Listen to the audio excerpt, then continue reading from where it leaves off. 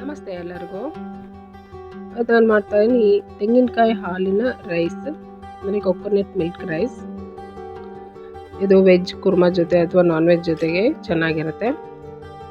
ಎಣ್ಣೆ ಅಥವಾ ತುಪ್ಪ ಏನು ಬಳಸ್ದೇನೆ ನಾನು ಮಾಡ್ತಾ ಇದ್ದೀನಿ. ತುಂಬ ರುಚಿಯಾಗಿ ಆಗುತ್ತೆ, ಸಿಂಪಲ್ಲಾಗಿ ರುಚಿಯಾಗಿ ಚೆನ್ನಾಗಿರುತ್ತೆ.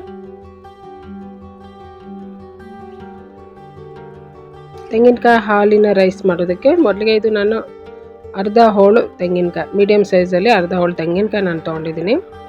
ಇದನ್ನು ಮಿಕ್ಸಿ ಜಾರ್ಗೆ ಹಾಕಿ ಅದಕ್ಕೆ ನೀರು ಹಾಕಿಬಿಟ್ಟು ಇದನ್ನು ನುಣ್ಣಗೆ ರುಬ್ಕೋತೀನಿ ಹಾಲು ತೆಗೆಯೋದಕ್ಕೆ. ಈಗ ಇದನ್ನು ಸೋಸ್ಕೊಂಡು ಹಾಲನ್ನು ಸಪ್ರೇಟ್ ಮಾಡ್ಕೋಬೇಕು.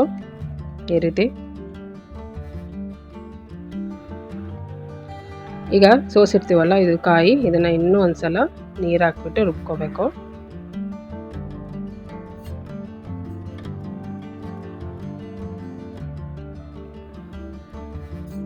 ಅಷ್ಟನ್ನು ಈ ರೀತಿ ತಕ್ಕೊಂಡು ತೆಂಗಿನಕಾಯಿನ ಇನ್ನೊಂದ್ಸಲಿ ನೀರು ಹಾಕಿ ರುಬ್ಕೊಂಡು ಅದರಲ್ಲಿ ಹಾಲು ತೆಗಿಬೇಕಾಗತ್ತೆ.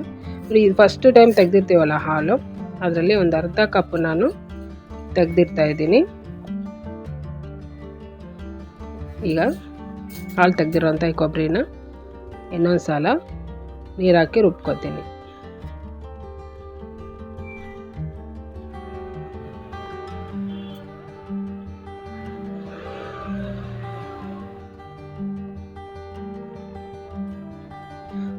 ಅದನ್ನು ಕೂಡ ಸೋಸಿಟ್ಕೋಬೇಕು. ಸೋಸಿ ಆದಮೇಲೆ ಈ ಕೊಬ್ಬರಿ ಇದೆಲ್ಲ ಇದು ವೇಸ್ಟ್. ಇದು ನೋಡಿ, ಇಷ್ಟು ಹಾಲು ಬಂದಿದೆ, ತೆಂಗಿನಕಾಯಿ ಹಾಲು. ಅಕ್ಕಿ ನಾನು ನೋಡಿ ಈ ದೊಡ್ಡ ಗ್ಲಾಸಲ್ಲಿ 1.5 ಗ್ಲಾಸ್ನ ಅಕ್ಕಿ ತೊಗೊಳ್ತಾ ಇದ್ದೀನಿ. ಅಕ್ಕಿನ ಒಂದು ಸಲ ತೊಳೆದ್ಬಿಟ್ಟು ನೀರು ಹಾಕಿ ನೆನೆಸಿಡ್ತೀನಿ.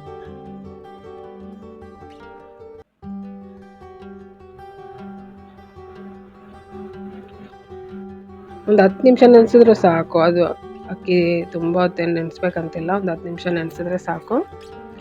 ಈಗ ಒಂದು ಪಾತ್ರೆಯಲ್ಲಿ ನಾನು ತೆಂಗಿನಕಾಯಿ ಹಾಲು ತೆಗೆದಿಟ್ಟಿದ್ನಲ್ಲ ಅದನ್ನು ಹಾಕ್ತಾಯಿದ್ದೀನಿ. ನೋಡಿ, ಅಳತೆ ಮಾಡಿ ಹಾಕಬೇಕು, ಆವಾಗಲೇ ನೀರು ಎಷ್ಟು ಬೇಕಂತ ಗೊತ್ತಾಗುತ್ತೆ.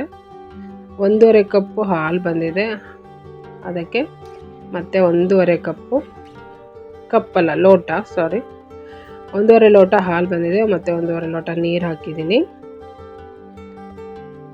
ಅದಕ್ಕೆ ಉದ್ದ ಹೆಚ್ಚಿರೋಂಥ ಈರುಳ್ಳಿ, ಕೊತ್ತಂಬರಿ ಸೊಪ್ಪು, ಅರಿಶಿನ, ಇದು ನೋಡಿ ಎರಡು ಏಲಕ್ಕಿ ಕುಟ್ಟುಬಿಟ್ಟು ಹಾಕಿದ್ದೀನಿ, ಮತ್ತು ರುಚಿಗೆ ತಕ್ಕಷ್ಟು ಉಪ್ಪು ಮತ್ತು ಗೋಡಂಬಿ.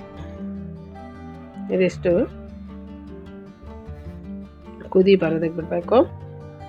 1.5 ಗ್ಲಾಸ್ ಅಕ್ಕಿ ತೊಗೊಂಡಿರೋದ್ರಿಂದ 3 ಗ್ಲಾಸ್ ಹಾಲು ನೀರು ಎರಡು ಸೇರಿ 3 ಗ್ಲಾಸ್ ನೀರು ಹಾಕಿದ್ದೀನಿ ನಾನು. ನೋಡಿ, ಇನ್ನೇನು ಕುದಿ ಬರ್ತಾ ಇದೆ ಅನ್ನೋ ಟೈಮಲ್ಲಿ ನೆನೆಸಿಟ್ಟಿರೋಂಥ ಅಕ್ಕಿನ ಹಾಕಬೇಕು. ತುಂಬ ಕುದಿ ಬರೋದು ಬೇಡ, ಕುದಿ ಬರ್ತಾ ಇದೆ ಅನ್ನುವಾಗಲೇ ಹಾಕಬೇಕು. ಅಕ್ಕಿ ಹಾಕಿ ಒಂದ್ಸಲ ಮಿಕ್ಸ್ ಮಾಡಿ ಬಿಡ್ತೀನಿ, ಅಕ್ಕಿ ಬೇಯಲಿ.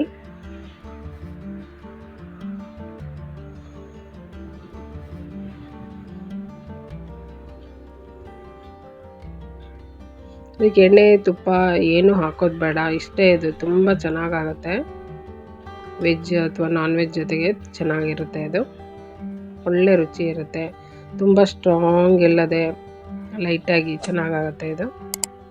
ಮಧ್ಯದಲ್ಲಿ ಒಂದು ಸಲ ಮುಚ್ಚಳ ತೆಗೆದು ಈ ರೀತಿ ಕೈ ಆಡಿಸ್ಬೇಕು. ಈಗ ನೋಡಿ, 1/4 ಬೆಂದಿದೆ ಅನ್ನುವಾಗ ನೋಡಿ, ಈ ರೀತಿ ಇರುವಾಗ నేను ಸ್ವಲ್ಪ ಹೊತ್ತಲ್ಲಿ ಬೇಯುತ್ತೆ ಅನ್ನೋ ಟೈಮಲ್ಲಿ 1/4 ಬೆಂದಿದೆ ಅನ್ನ ಅನ್ನುವಾಗ ಇದು ಅರ್ಧ ಕಪ್ಪು ತೆಂಗಿನಕಾಯಿ ಹಾಲು, ಮೊದಲನೇ ಹಾಲು ತೆಗೆದಿಟ್ಟಿದ್ನಲ್ಲ ಅದನ್ನು ಹಾಕಿ ಮಿಕ್ಸ್ ಮಾಡ್ತೀನಿ.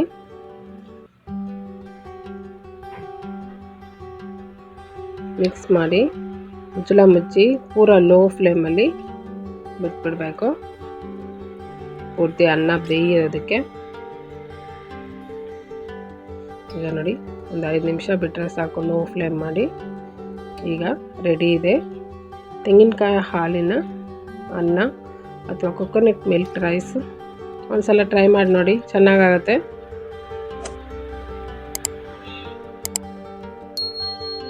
ನನ್ನ ವಿಡಿಯೋ ಇಷ್ಟ ಆದರೆ ಲೈಕ್ ಮಾಡಿ, ಶೇರ್ ಮಾಡಿ, ಸಬ್ಸ್ಕ್ರೈಬ್ ಮಾಡಿ. Thank you.